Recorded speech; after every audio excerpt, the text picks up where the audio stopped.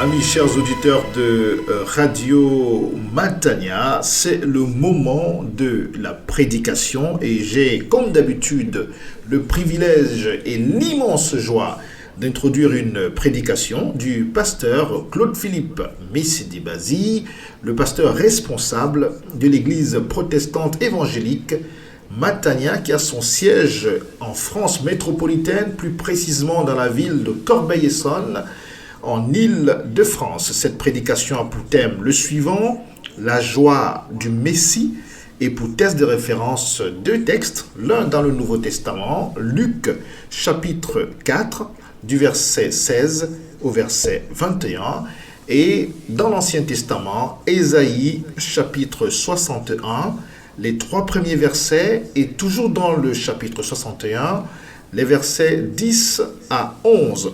La joie du Messie est une merveilleuse prédication qui nous parle de l'identité de Jésus-Christ, de sa mission, de son message, de ses succès, avec un focus très important sur le mot onction, l'onction. Qu'est-ce que c'est que l'onction? Avec une précision chirurgicale et instructive. Également un focus sur la pauvreté dans la parole de Dieu. Cette prédication dans sa version écrite est disponible sur notre site www.eglisematania.com.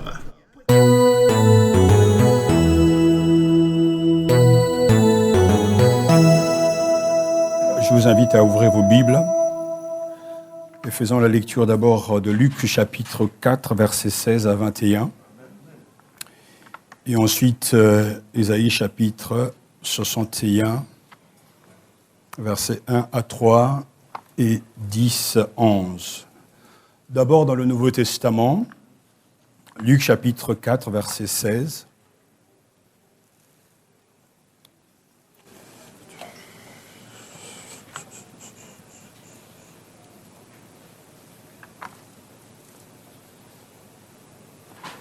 Accueillons la parole de Dieu. Il se rendit à Nazareth, où il avait été élevé, et entra selon sa coutume dans la synagogue le jour du sabbat. Il se leva pour faire la lecture, et on lui remit le livre du prophète Ésaïe. Il ouvrit le livre et trouva le passage où il était écrit: « L'Esprit du Seigneur est sur moi, parce qu'il m'a oint pour guérir ceux qui ont le cœur brisé, pour annoncer la bonne nouvelle aux pauvres. Il m'a envoyé pour proclamer aux captifs la délivrance et aux aveugles le recouvrement de la vue, pour renvoyer libres les opprimés, pour proclamer une année de grâce du Seigneur. » Puis il roula le livre, le rendit au serviteur et s'assit. Les yeux de tous dans la synagogue étaient fixés sur lui. Alors il se mit à leur dire: « Aujourd'hui, cette parole de l'Écriture que vous venez d'entendre est accomplie. » Amen. Ésaïe chapitre 61, versets 1 à 3.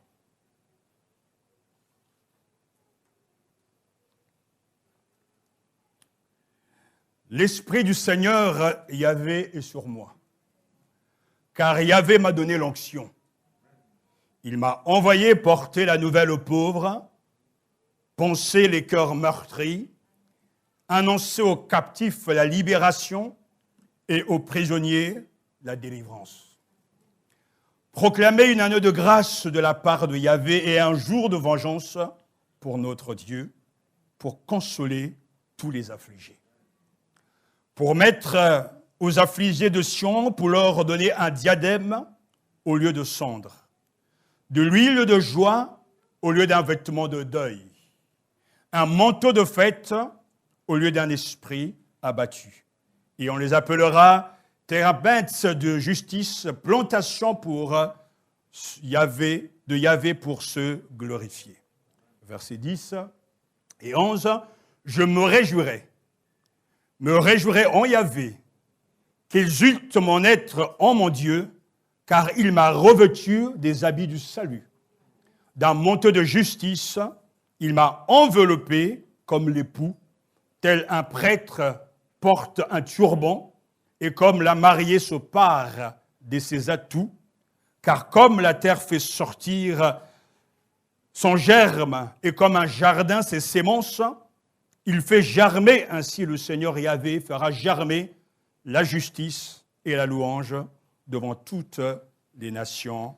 Amen. Amen. Prions le Seigneur. Notre Père, notre Dieu, à toi la gloire et la louange. Amen.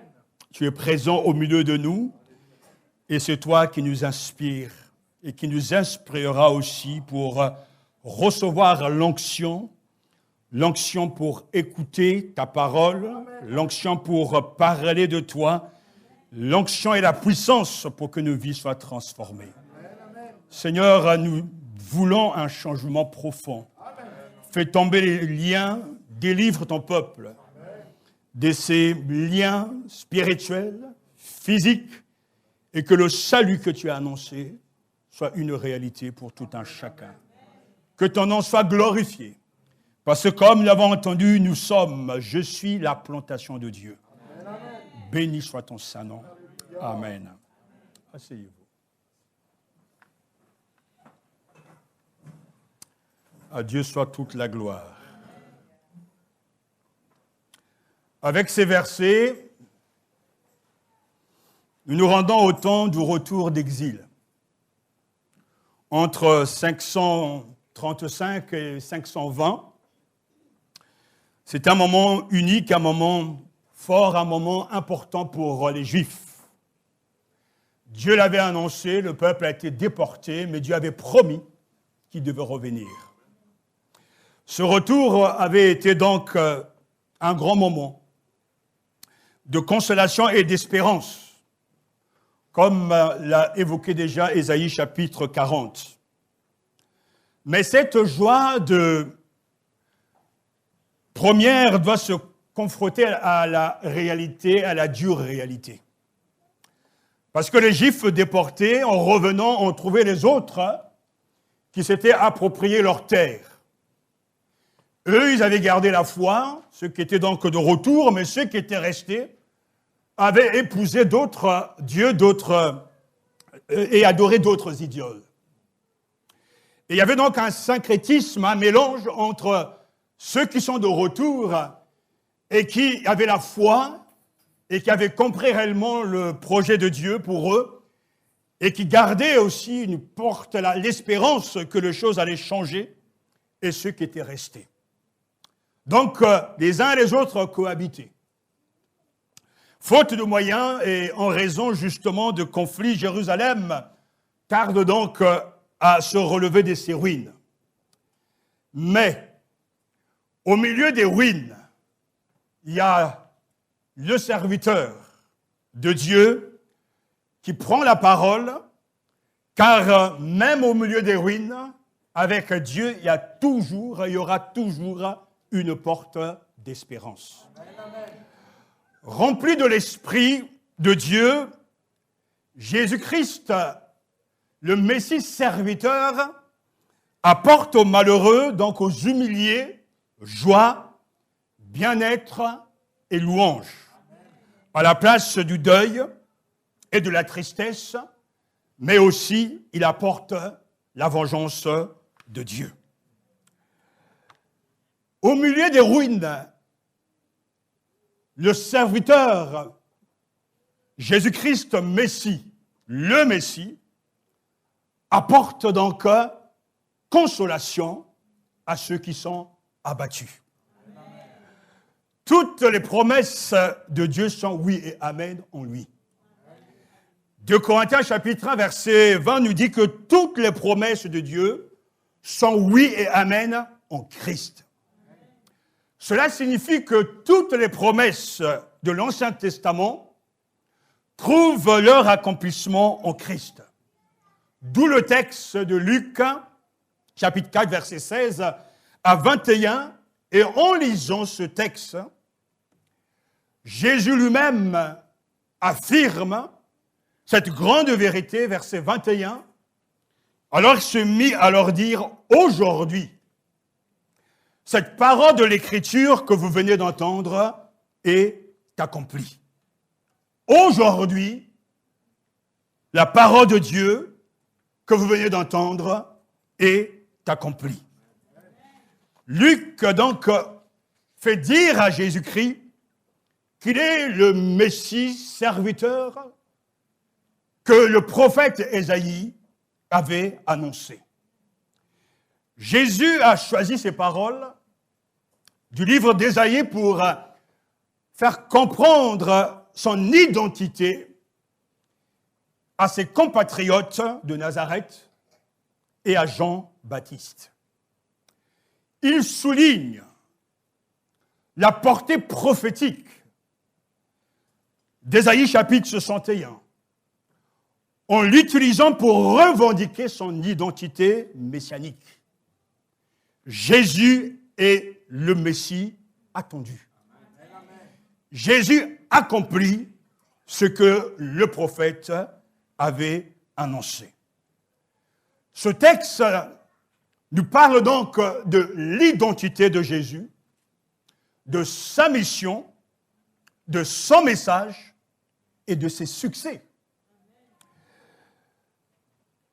D'abord, son ministère vient de Dieu et attesté, approuvé par l'Esprit de Dieu. L'Esprit du Seigneur, l'Éternel, est sur moi. Le ministère de Jésus-Christ commence avec cette affirmation et cette donnée qui nous parle des trois personnes de la Trinité, Dieu le Père, Dieu le Fils et Dieu le Saint-Esprit. L'Esprit de l'Éternel est sur moi. Et c'est vrai que, agréé par Dieu et le Saint-Esprit, Jésus-Christ est un sauveur unique. Car lui seul est rempli de l'Esprit, parce que l'Esprit était actif dans la vie de Christ.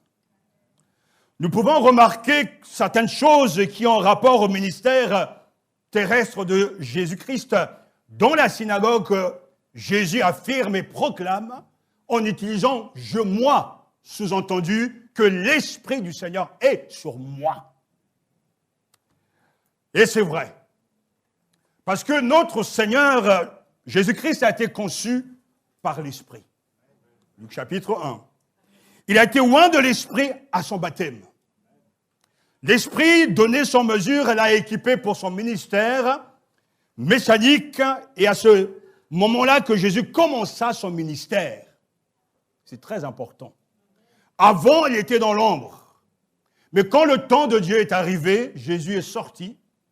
Après 40 jours de jeûne et de prière, il a fut conduit par l'Esprit dans le désert pour être tenté par le diable.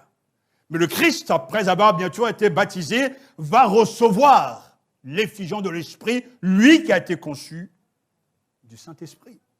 Selon donc le credo.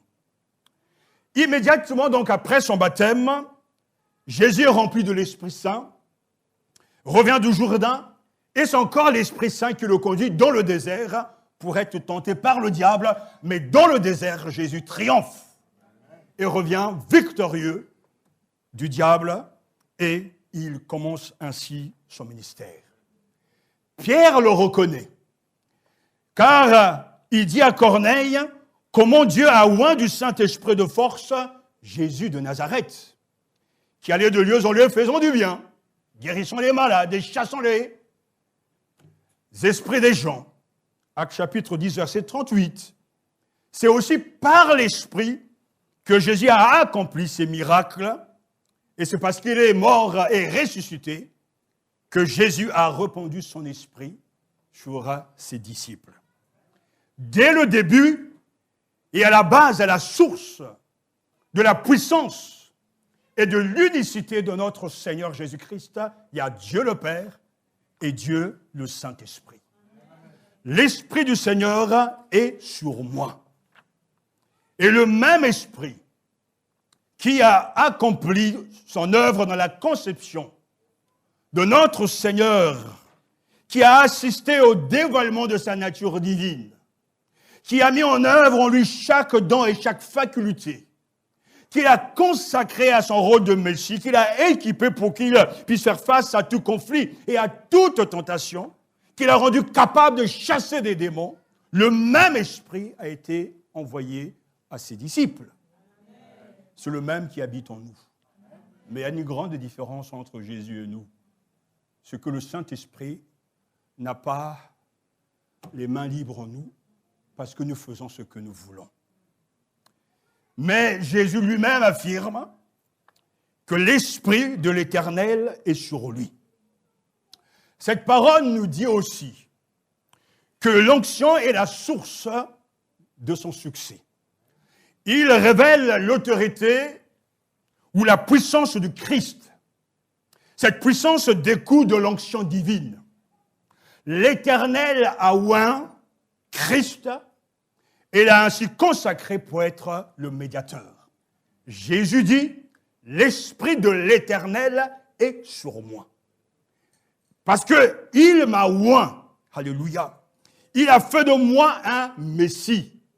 Ce n'est pas lui-même qui revendique ce titre, mais dans la traduction que j'ai, il a fait de moi un Messie, il m'a oint, il m'a consacré. L'onction a été donc déversée, donnée au roi, aux prêtres et aux prophètes. L'onction, action de mettre donc une huile spéciale sur une personne ou sur un objet afin de les sanctifier pour un service défini. Dieu, quand il veut mettre quelqu'un à part, il lui donne l'onction.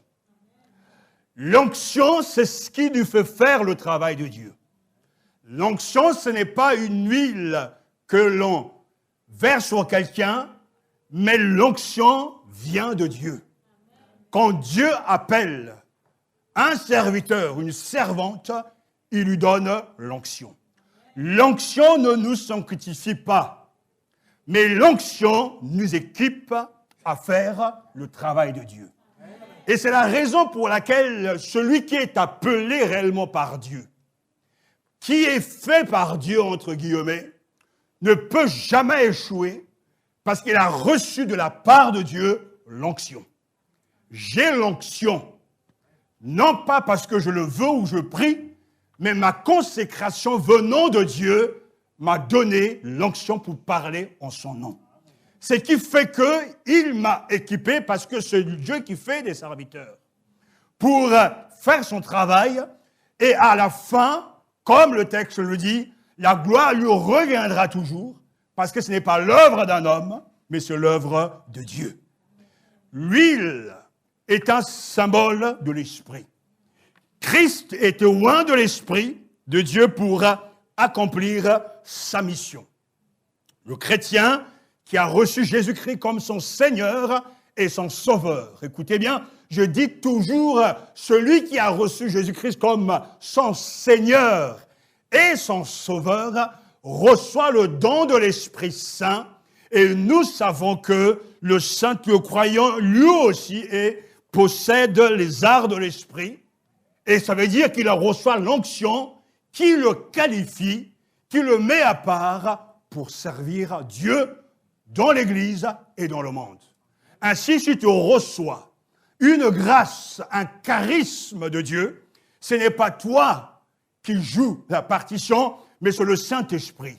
Et si tu es réellement consacré à Dieu, Dieu t'utilisera pour sa propre gloire, parce que l'onction est à lui. Dans l'Église et aujourd'hui, on nous dit que tel pasteur a l'onction, ça ne veut rien dire. L'onction, ce n'est pas la manifestation d'événements charismatiques ou le fait de faire tomber des gens ou de chasser des démons. L'onction est une réalité spirituelle qui nous fait dire et qui nous fait faire les choses de Dieu. Cette onction est la garantie qu'il accomplira aussi avec efficacité les fonctions correspondantes de prophète, de sacrificateur et de roi. Et en tant qu'élu de Dieu, le Christ a été 100% Dieu, 100% homme, et c'est pour cela que quand il vient, quand il marche, quand il parle, l'onction de Dieu, la puissance de Dieu se manifeste et des vies sont transformées. Car le Christ, dès le commencement, affirme « L'Esprit du Seigneur est sur moi. Le Seigneur, en effet, a fait de moi un Messie. Il m'a envoyé. » Ce n'est pas lui-même, il m'a envoyé. Et le verbe envoyer revient souvent dans l'Évangile selon Jean. Jésus dit « Le Père m'a envoyé. Je ne fais rien de moi-même, mais je fais tout selon mon Père. » Le Christ est envoyé et il vient aussi pour apporter une bonne nouvelle. Et cette bonne nouvelle, c'est un message fort, car le Christ est porteur d'un message puissant. L'Esprit du Seigneur est sur moi, il m'a envoyé porter joyeux message aux humiliés, aux pauvres. Son message peut se résumer ce matin en 4 mots. Évangélisation, porter de bonnes nouvelles, une bonne nouvelle, celle de l'œuvre de salut que l'Éternel va accomplir en faveur de son peuple. Cette bonne nouvelle est étroitement liée à la personne et à l'œuvre de Jésus-Christ. L'Évangile est une puissance pour le salut de quiconque croit. L'Évangile, c'est le Christ. Et partout où le Christ est annoncé, l'Évangile est prêché. Et partout où l'Évangile est prêché, sans parler du Christ, l'Évangile n'est pas prêché. La bonne nouvelle concerne le Christ. La bonne nouvelle a comme contenu le Christ. La bonne nouvelle donne les bénédictions qui découlent de l'œuvre de Jésus-Christ. Son message est clair. Évangélisation, il m'a envoyé pour porter une bonne nouvelle aux pauvres. Mais il affirme également que son message est consolation, guérir ceux qui ont le cœur brisé.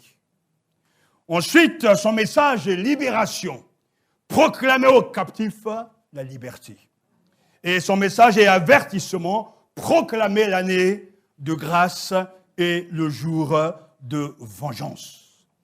Jésus-Christ, oint de Dieu. Jésus-Christ, envoyé par Dieu. Jésus-Christ qui vient dans la vie de quelqu'un. Alors qu'en face, on a des gens abattus, écrasés, abîmés, des gens complètement sans espérance, le Messie serviteur Jésus-Christ vient apporter consolation, joie à la place du deuil et de la tristesse. Je veux voir, si vous êtes chrétien, des sourires intérieurs, mais aussi extérieurs, parce que l'Évangile est discrédité aujourd'hui par des gens qui prétendent et qui affirment être des croyants qui ont reçu le Christ Seigneur et Sauveur, qui prétendent être nés de nouveau, mais qui sont totalement abattus, écrasés, et qui sont dominés et aveuglés par les puissances des ténèbres. Non! L'Évangile est une puissance pour le salut de quiconque croit. Et le Christ ressuscité qui est présent en ce moment, ici, est celui qui donne la victoire sur les forces du mal, qui libère les prisonniers et qui les fait sortir de leur décambre pour leur donner un statut, une vie nouvelle et leur offrir un salut plein, un salut suffisant, un salut capable de changer le cours de l'histoire. Je ne crois pas aux croyants endormis. Ça n'existe pas dans la Bible. Parce que le Christ est ressuscité. Et chaque dimanche, l'Église célèbre celui qui vit au siècle de siècles. Nous ne pouvons pas contredire par notre manière de vivre la Bible. Le Messie ne peut pas échouer. Le Messie n'échouera jamais, car il est venu et il reviendra pour chercher les vivants et pour chercher son Église. Écoutez, il est oint par Dieu. envoyé. Sa mission est claire. Jésus s'approprie ses paroles et il affirme que je suis ce Messie que vous attendez. Et il le démontre parce que quand le Messie viendra, qu'est-ce qui se passe? Quand Jésus est là, qu'est-ce qui se passe? Quand Jésus entre dans le cœur de quelqu'un, qu'est-ce qui se passe? Qu'y a-t-il de concret, de visible dans la vie de cette personne? Ésaïe répond à ces questions. Car sa mission est une réussite, il changera la tristesse des Israélites en joie. Alléluia. Car il vient proclamer l'année de la faveur de Dieu. Alléluia. Mais cette bonne nouvelle, lorsqu'il vient, s'adresse aux pauvres, aux humiliés. Et ce mot est riche. J'ai pris le temps d'étudier ce mot pauvre parce qu'il faut le comprendre dans le contexte biblique. Car en hébreu, on a deux termes, ani et awa, qui peuvent se traduire par pauvre, humble, humilié. Mais je résume simplement pour vous, parce que ça sera important de faire une étude rien que sur ce mot. On parle de pauvreté spirituelle, on parle d'être humble devant Dieu, on parle justement de pauvreté matérielle, mais on parle également de misère par rapport à ces mots-là. Quoi qu'il en soit, le pauvre est quelqu'un dont les capacités, la force ou la valeur se trouvent diminuées, de manière actuelle ou permanente. En fait, point n'est besoin d'être dans la misère économique pour être pauvre. Le malade, l'opprimé, le prisonnier sont eux aussi considérés comme des pauvres. Tous ces gens vivent donc une détresse humaine, sont courbés par le poids des conditions de vie et des événements. Quand vous lirez, que vous entendrez ce mot pauvre dans la Bible, vous devez penser que lorsque l'on parle de pauvreté, on ne parle pas de pauvreté uniquement matérielle, mais on parle de ceux qui sont pliés, de ceux qui sont courbés, de ceux qui sont misérables, de ceux qui sont opprimés, inclinés, abaissés, accablés.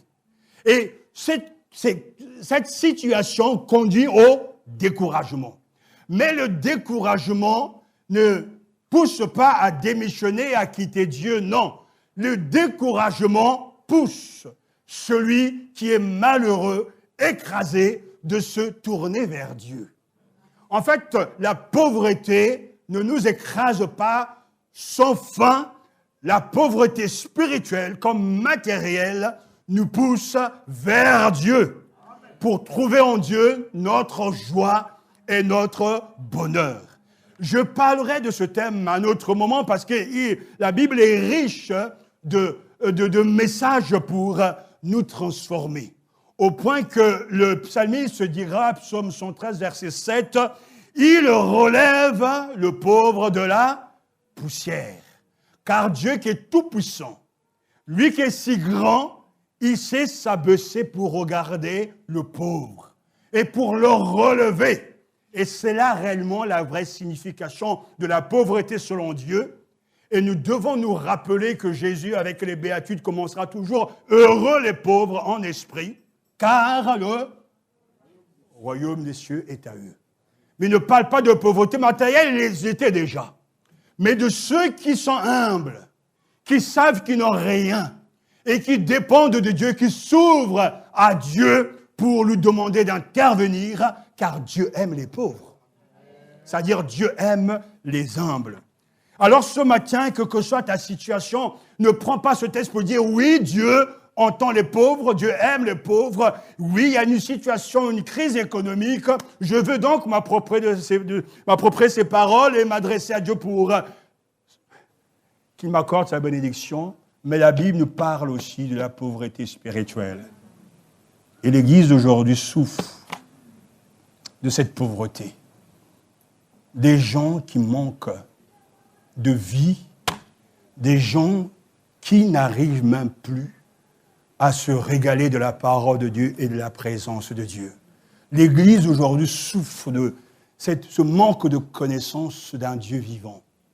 L'Église aujourd'hui souffre des vrais témoignages de ce que Dieu est capable de faire, de ne pas voir l'inouï de Dieu, la majesté de Dieu, l'intervention de Dieu même dans ce monde si moderne. Et l'Église a besoin de revenir à Dieu, de recevoir son Messie et de recevoir de lui la justification par la foi, parce que la mission de Jésus ne pourra jamais être un échec. Sa mission consiste à quoi? À transformer des vies. Et les fruits sont donc les signes de l'approbation divine. On le voit ici parce qu'il dit, il donne un diadème au lieu de la cendre, une huile de joie au lieu du deuil, un vêtement de louange au lieu d'un esprit abattu. Au lieu de la cendre, que fait le Messie? Il répond, alléluia, sur ceux qui sont abattus, cette huile de joie. Au lieu de la cendre répandue sur la tête en signe de deuil, de pleurs, de larmes, le Seigneur apporte un diadème. Une huile de joie. J'aimerais tellement avoir plus de joie dans cette assemblée. Je ne sais plus comment vous dire les choses. J'avoue que je suis démuni. Mais Dieu, lui, n'est pas mort. Le Saint-Esprit, lui, il n'est pas mort. Dans la louange, je veux vous voir spontané. Pendant ce temps, ces quelques heures que vous apportez vos fardeaux, mais que vous les échangez avec la joie de Dieu. Je ne crois pas et je ne croirai jamais qu'un Messie n'a pas réussi avec quelqu'un. Ça n'existe pas. Ça, c'est une fabrication de Satan. Le Christ apporte une huile de joie. Et pourtant, les Juifs ont des raisons d'être malheureux. Parce que tout est cassé, tout est brisé. Mais au milieu du chaos, au milieu des ruines, il y a une porte d'espérance. Le Messie, rempli de l'Esprit de Dieu, apporte consolation, joie, et il les habille d'un vêtement de louange. Seigneur, aie pitié de nous. Que nous ne te fassions pas honte devant le païen, les Français, qui sont tellement si malheureux. Vous ne savez pas le fardeau que Dieu a mis dans notre cœur, comme dans le cœur de bien des serviteurs. Ce pays est malade, profondément malade. Mais quand l'Église brille, quand l'Église garde sa saveur, les chrétiens marchent, alors il y a une différence. Il y a une porte d'espérance pour les Français. Oui, une île de joie. Abat la tristesse, abat des visages défigurés. Le Messie apporte, alléluia, une huile de joie. Un vêtement de louange et un autre signe de joie. Israël sera juste comme un chêne robuste servira à manifester la gloire de son Dieu. Oui, on les appellera chêne terrain pas d'eux, la justice, plantation du Seigneur destinée à manifester sa splendeur. Oh, quel salut! Il y a là au milieu des ruines une action de Dieu remarquable, la régénérescence du peuple abattu par le châtiment divin, mais la porte n'est pas fermée. Les habitants de Sion, qui portaient jadis le deuil, retrouvent l'enthousiasme. Une image forestière vient appuyer une certitude, c'est bien là l'œuvre d'un Dieu pépinériste. Amen. Merci pour ton sourire, frère. Oui, Dieu plante. Nous sommes la plantation de Dieu. Voyez Dieu le cultivateur, voyez Dieu l'agriculteur qui est en train de planter. Il ne peut pas échouer. Parce qu'il dit bien, cette image nous parle, la première est celle justement des térébintes ou des chênes. Pourquoi cette image? Parce que le térébenth est un arbre vigoureux, souvent comparé ou même confondu avec le chêne. Il a la particularité d'être solidement enraciné. Sa longévité est considérable. Il grandit et se développe sans cesse. Vous voyez la plantation de Dieu? Les arbres que Dieu plante, les chrétiens que Dieu plante, ils résistent toujours. Alléluia, c'est là où Jésus lui-même dira, lorsqu'il parle de justement à certains, dira que tout arbre que mon Père n'a pas planté sera arraché. Eh oui. Mais l'arbre que Dieu plante résiste, dure, porte du fruit, et cet arbre est robuste, et cet arbre se dresse délibérément vers le ciel, parce que Dieu est en train d'agir. Ce matin, êtes-vous vraiment le chêne de Dieu, un chêne de Dieu, planté dans la maison de Dieu, et qui porte son fruit en sa saison? Je dis bien en sa saison. En hiver, il reste toujours vivant, toujours verdoyant. Parce qu'il est planté où? Dans la maison de Dieu. La bonne terre, elle est là. La bonne terre, c'est Dieu. Et quand l'Église, les chrétiens sont en communion avec Dieu, il y a une transmission de vie. Il y a un flux qui coule de Dieu vers les chrétiens, arbres, branches, et qui porteront du fruit. Avec ce symbole, justement, Dieu nous laisse entrevoir une autre vie. Une vie qui tend constamment vers les richesses spirituelles. J'ai été béni de toute bénédiction spirituelle dans le lieu céleste en Christ. Mon âme a soif de Dieu, du Dieu vivant est vrai. L'évangile donne la vie. L'évangile est vie, car le Christ est vivant. Et le Seigneur n'est pas un sauveur incapable et pas à la hauteur. Il a tout fait. Il a donné aux maux, aux souffrances des uns et des autres le remède. C'est lui qui fait tout. Aux malheureux, il annonce la bonne nouvelle. Aux cœurs brisés, la guérison du cœur. Aux esclaves, l'affranchissement. Aux prisonniers enchaînés, la délivrance. Ce matin, que Dieu délivre les uns les autres de leur sommeil. Deux fois, je ne porte pas mes lunettes, mais je sens dans mon esprit, il y a des gens qui dorment en esprit. Donc, physiquement, ils sont fatigués. Moi, je n'arrive jamais à dormir. Dans la maison de Dieu, je suis toujours réveillé, éveillé. Je ne sais pas comment les gens font. Mais je sais aussi qu'il y a des forces du mal qui travaillent.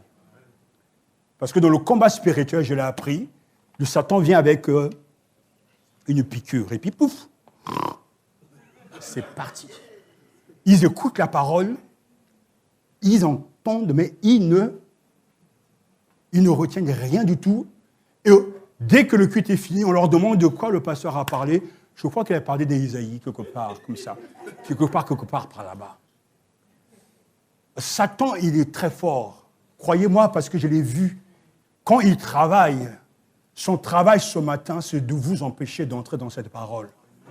Mais le Christ, je crois plus en lui qu'au pouvoir de Satan. Il est venu délivrer les gens enchaînés. Il n'y a pas des cas, il n'y a pas des situations qui ne soient pas à la hauteur du Sauveur. Quel que soit le démon qui est dans votre famille, quels que soient les pactes qui ont été, en tout cas, signés dans vos familles, le Christ doit y entrer pour vous extirper de ce monde-là, pour vous ramener à la vie, pour vous donner la vraie vie. Le Christ délivre des forces des ténèbres. J'ai vu dans le ministère des gens, des enfants enchaînés par des forces sataniques à qui on a donné de la magie, de la sorcellerie. Mais en venant au culte, dans mon bureau, je les ai vus venir. Et quand j'ai imploré le nom de Jésus-Christ, le démon est sorti. Parce que ces choses existent. Satan est un bon séducteur. Il est malin. Il est puissant. Et si ce matin je suis agité, c'est parce que je vais vous réveiller en esprit. Soyez fervents. Quand vous louez Dieu, soyez à fond avec votre esprit, votre cœur et vos corps. Sinon, il faut arrêter la louange. Satan tremble quand l'Église loue et prie. Il n'y a pas sa place ici. Il s'en va. Parce que le Saint-Esprit est ici. Le Messie vient pour délivrer des captifs. Et quand je dis les bras m'en tombent, mais ça fait des années que tu pries.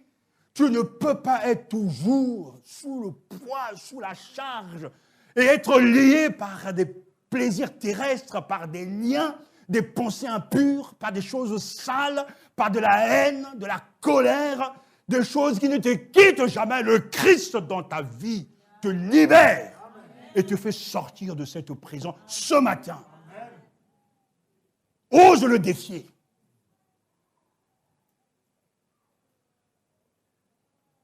À chaque besoin, il pourvoit avec bienveillance. Et à l'humanité entière, elle offre la solution de tous ces maux. Oui, nous avons un Messie libérateur. Et quand Jésus lit l'Ancien Testament, il prend le premier verset du chapitre 1 d'Ésaïe, chapitre 61, que nous venons de lire, il prend la moitié du deuxième verset pour conclure que aujourd'hui cette parole de l'Écriture est accomplie. Il enlève le côté que c'est bien sûr aussi un temps de vengeance où Dieu viendra régler ses comptes, mais Jésus est en train d'affirmer au moment où il est dans la synagogue qu'avant le jugement dernier, avant le jugement des uns et des autres, l'année de grâce est là. Aujourd'hui, le salut est entré dans ta maison. Aujourd'hui, moi et ma maison, nous servirons l'Éternel.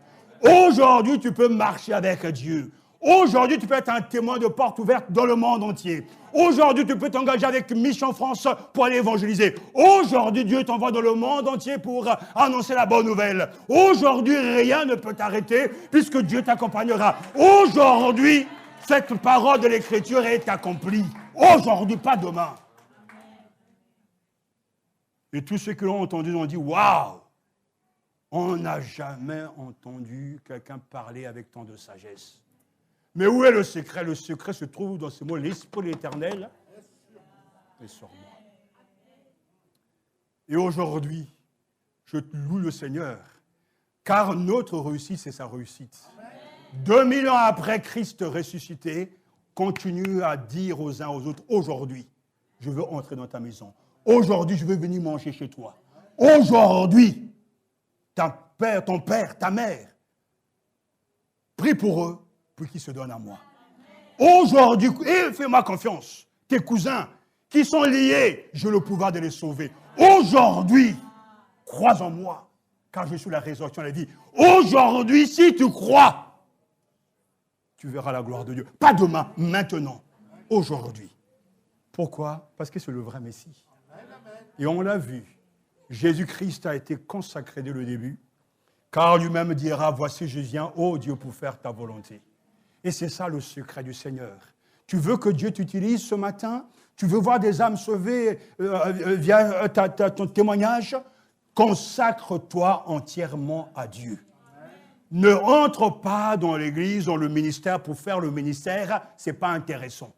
Consacre-toi à Dieu et même si tu dois travailler seulement 6 mois, mais tu réussiras. Ou plutôt, il réussira en toi et avec toi. Le ministère, c'est le Saint-Esprit en nous. On ne se fabrique pas, on ne s'appelle pas. C'est Dieu qui nous appelle, qui nous équipe, qui ouvre des portes, qui nous consacre, qui nous oint et qui nous fait porter du fruit. Ce n'est pas vous qui m'avez choisi, c'est moi qui vous ai choisi et établi ou placé pour que vous alliez et que votre fruit demeure. Ça, c'est l'évangile. Il y a du fruit dans nos vies, mais dans la vie de tous les croyants. Alors ce matin, tu es peut-être cassé, tu es peut-être abîmé, tu es courbé, tu es peut-être fatigué par les gens de ta famille. Tu désespères, tu ne crois plus en rien. Tu ne dors plus. Écoute, une porte d'espérance, une opportunité. Le Christ ressuscité est venu pour toi. il est venu pour toi. Au milieu des ruines, rempli de l'Esprit de Dieu, Jésus apporte aux malheureux joie, bien-être et louange, à la place de quoi? Du deuil et de la tristesse. Il arrive dans la vie des fois d'être triste, mais on n'est pas abonné, on n'a pas pris un forfait spécial tristesse. Non. Un croyant, un vrai chrétien, est triste de temps en temps. Et je dirais même une fois tous les 3 mois, entre guillemets. Mais pas tous les jours. Pas tous les dimanches. On ne vient pas complètement abattu, écrasé, tordu, sans espérance. Non, le croyant a cette capacité de se tourner vers Dieu et de recevoir de lui la force. Pourquoi? Parce que Jésus peut t'aider et il le fera. Quand il dit aujourd'hui, c'est aujourd'hui, par cette parole, l'écriture que vous venez d'entendre est accomplie. Alors, ça veut dire, pour terminer, Dieu a tenu sa promesse. Car Jésus est cette personne choisie par Dieu, dont nous parle le prophète Ésaïe. Déjà, Jésus a guéri et aidé les personnes souffrant de divers maux physiques. Il est le même hier, aujourd'hui. Est-ce que vous croyez que la Bible dit... Est-ce que vous croyez que dit la vérité? Amen. Vous êtes sûr de vous? Amen.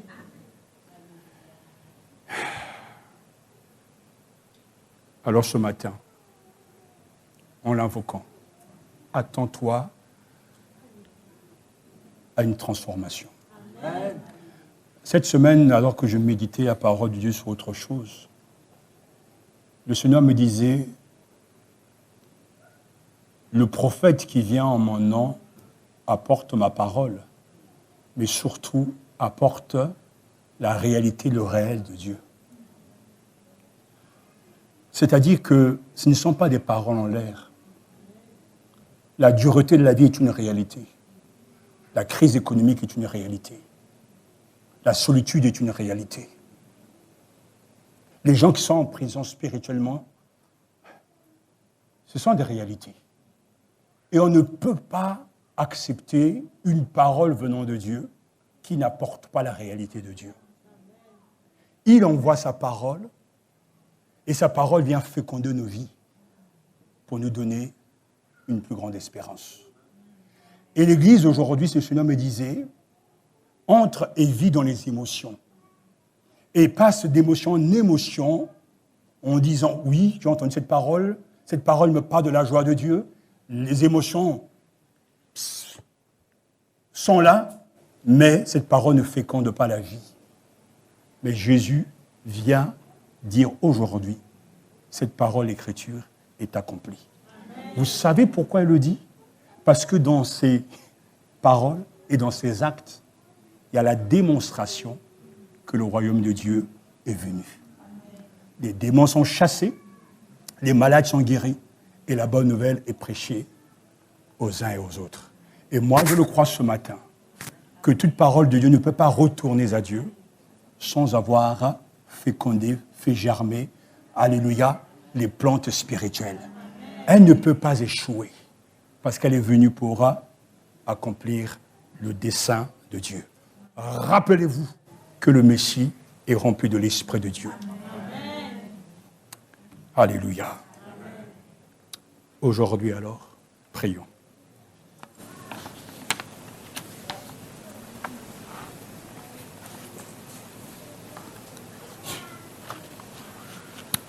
Merci Seigneur. Alléluia.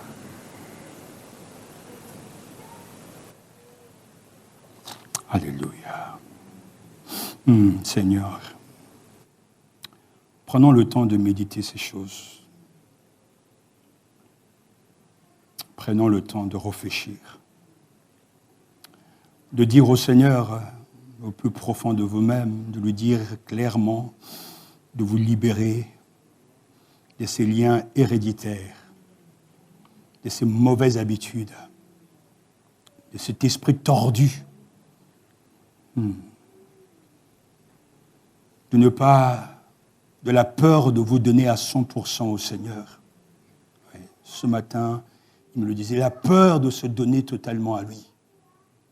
Arrêtez vos plans, arrêtez vos projets, arrêtez vos micmacs. Consacrez-vous au Seigneur. Donnez-lui tout. Il a promis de vous donner une huile de joie. Au lieu de la tristesse, au lieu du deuil, au lieu de l'abattement, il promet de vous revêtir d'un habit de louange. Oh, tu dois devenir une plantation de Dieu. Parle-lui ce matin. Invoque-le ce matin. Demande-lui pardon. Et demande-lui de te convertir. Seigneur, agis. Donne gloire à ton nom aujourd'hui. Que cette parole soit prophétique pour quelqu'un ce matin. Aujourd'hui, Seigneur, que le salut entre dans la vie de quelqu'un. Aujourd'hui, Seigneur, trouve-toi une place dans le cœur de quelqu'un. Aujourd'hui, Seigneur, entre dans nos foyers, dans nos familles. Libère nos tontons, nos oncles, nos cousins qui sont esclaves des choses de ce monde. Aujourd'hui, Seigneur, que le téléphone sonne à la maison pour te dire que quelqu'un a rencontré le Christ. Oh Seigneur, oui, aujourd'hui.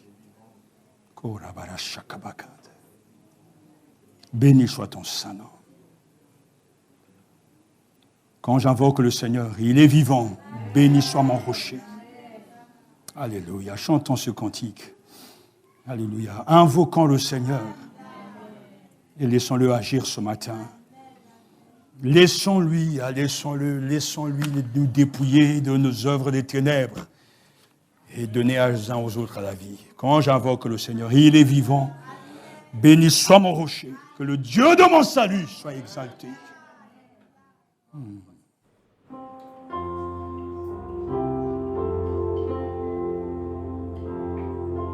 Quand j'invoque le Seigneur, quand je glorifie son nom, il me rend vainqueur de mes ennemis. Il est vivant, béni soit mon rocher, que le Dieu de mon salut soit exalté. Il est vivant, béni soit mon rocher, que le Dieu de mon salut soit exalté.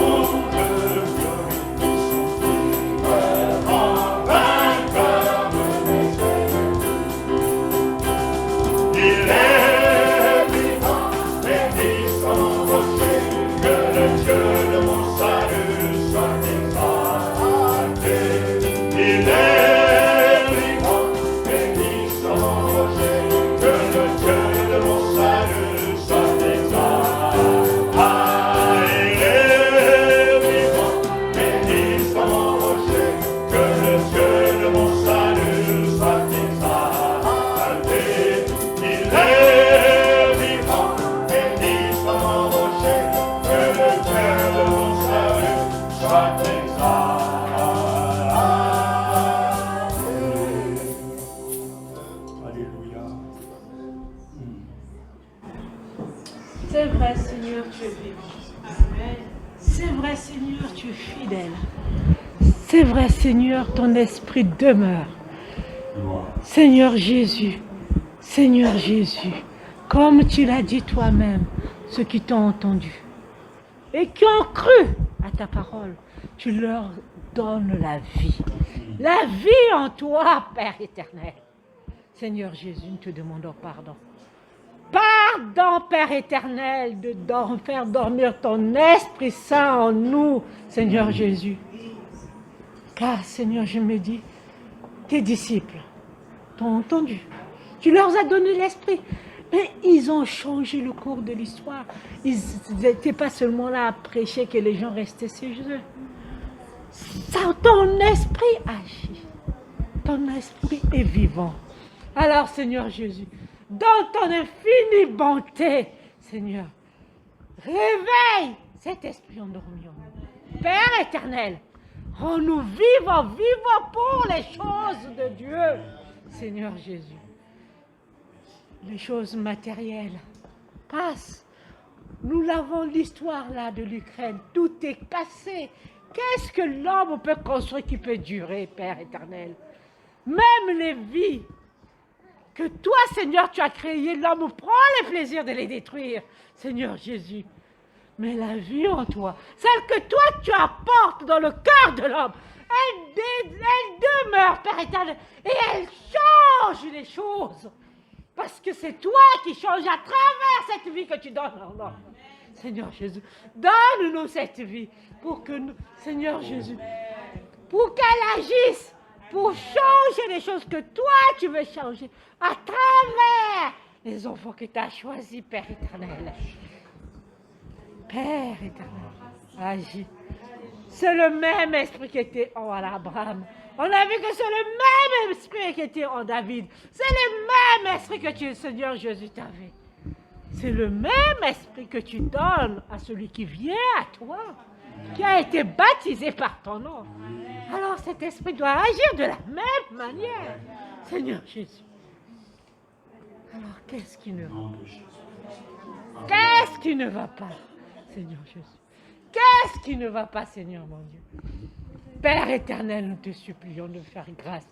Fais grâce, Seigneur Jésus, transforme nos vies. Seigneur, tant de temps passé à écouter ton serviteur. Tant de temps passé à écouter ta parole, Seigneur Jésus. Si cette parole, Père, n'agit plus en nous, alors là, il y a un problème. Il y a vraiment un problème. Seigneur, fais grâce. Tu es le Dieu de grâce, ta fais grâce, Père éternel, fais grâce. Père éternel, fais grâce. Agis. Agis, Seigneur Jésus, je t'en supplie. Agis, Père éternel. Seigneur, ne nous laisse pas repartir comme nous sommes venus. Papa, nous crions à toi, nous crions à toi, nous crions à toi. Ne nous laisse pas repartir comme nous sommes venus, Seigneur. Aie pitié, Seigneur, de nous et visite ton Église, Seigneur. Visite ton Église, Seigneur. Fais grâce à ton Église, Seigneur. Nous nous agenouillons devant toi, Seigneur. Nous implorons ta compassion. Nous implorons ta miséricorde. Nous implorons, Seigneur, ta grâce. Oh, Seigneur, tu ne parles pas pour rien. Ton esprit ne parle pas pour rien. Mais, Seigneur, nous-mêmes, nous ne pouvons pas nous changer. Seigneur, visite ton assemblée. Visite l'Église, Seigneur. Visite l'Église non seulement ici, mais partout dans la France. Oh Seigneur, viens nous changer. Viens transformer. Fais-nous revenir à toi, Seigneur. Et nous reviendrons, Seigneur. Tu es l'esprit de vie, c'est vrai. C'est toi cet esprit, c'est toi qui convainc de justice. C'est toi qui convainc de péché, Seigneur. C'est toi qui convainc de jugement. C'est toi seul qui peut faire cette œuvre dans nos cœurs et dans nos vies, Seigneur. Tu as dit que c'est l'année du Saint-Esprit. Saint-Esprit, visite l'Église. Saint-Esprit, visite l'Église. Et viens changer, Seigneur. Viens changer, Seigneur. Viens transformer. Tu as dit que nous sommes des plantations. Seigneur, viens labourer la terre, Seigneur. Et viens planter ta semence, Seigneur, afin qu'elle porte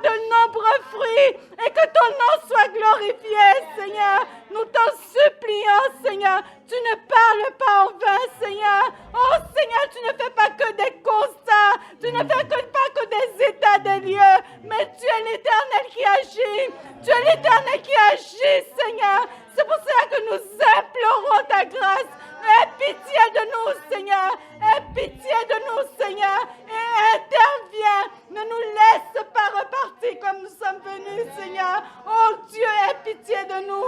Aie pitié de la France, Seigneur. Aie pitié des paniers qui ne te connaissent pas, qui ont besoin de voir ta gloire. Oh Seigneur, aie pitié, aie pitié, aie pitié. Aie pitié, Seigneur, aie pitié. Aie pitié, Seigneur, aie pitié. Aie pitié, Seigneur, aie pitié, aie pitié. Et envoie ton esprit encore à nouveau. Viens ranimer, Seigneur, la flamme. Viens ranimer, viens mettre feu nouveau. Pour la gloire de ton nom, nous espérons en toi. Nous espérons dans ton salut. Nous espérons dans ta grâce, Seigneur. Oh, tu es le Dieu qui est vivant. Oh Seigneur, tu ne nous abandonneras pas. Oh Seigneur, tu ne nous abandonneras pas. À cause de toi-même, Seigneur, agis. Agis, agis, Seigneur, aie pitié. Aie pitié, Seigneur. Sainteté, viens combler nos cœurs. Tout au fond de nos vies, réveille ta puissance. Esprit de sainteté, viens combler nos cœurs. Chaque jour, fais de nous des témoins du Seigneur. Tu es la lumière qui vient nous éclairer, le libérateur qui vient nous délivrer, le consolateur, esprit de vérité, en toi l'espérance et la fidélité.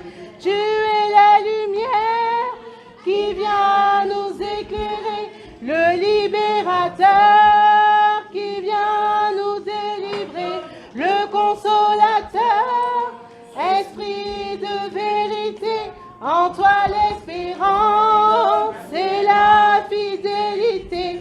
Esprit de sainteté, viens combler nos cœurs. Tout au fond de nos vies, réveille ta puissance. Esprit de sainteté, viens combler nos cœurs. Chaque jour, fais de nous les témoins du Seigneur. Tu es la lumière, alléluia, qui vient nous éclairer, le libérateur, qui vient nous délivrer, le consolateur, esprit de sainteté, à toi l'espérance et la fidélité, alléluia. Prie pour que la réalité de Dieu soit donnée à tout chacun. Le réel de Dieu. On n'a plus besoin, c'est vrai, de constats de théorie ou de gémissement. Mais que Dieu ce matin, par son esprit, apporte le réel de Dieu. Amen. Qui changera le cours de l'histoire. La maladie est une réalité. La guérison aussi est une réalité. Amen. Amen.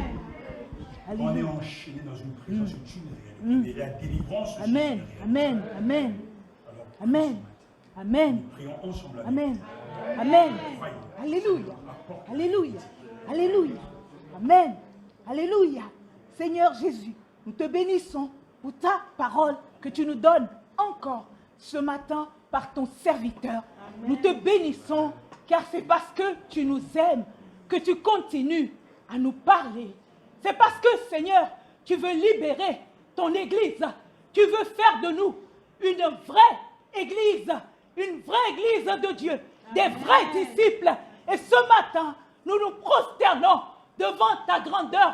Nous nous prosternons devant ta face pour d'abord te demander pardon pour toutes les fois où nous avons méprisé, négligé ta parole. C'est vrai, Seigneur, que nous confessons au quotidien ton nom, mais tu n'es pas une réalité dans nos vies. Tu n'es pas une vérité pour nous. Ce matin, Jésus, toi qui donnes la vie aux ossements desséchés, tu passes maintenant dans les rangs. Tu passes maintenant dans les rangs et tu touches ce matin Jésus-Christ circoncis les cœurs. Ce matin, Jésus emmène cette réalité qui vient de toi dans nos vies, que nous ne soyons pas là à dire des choses sur toi et que nous soyons le contraire de ce que nous disons. Seigneur, tu as dit dans ta parole que vous êtes le sel de la terre.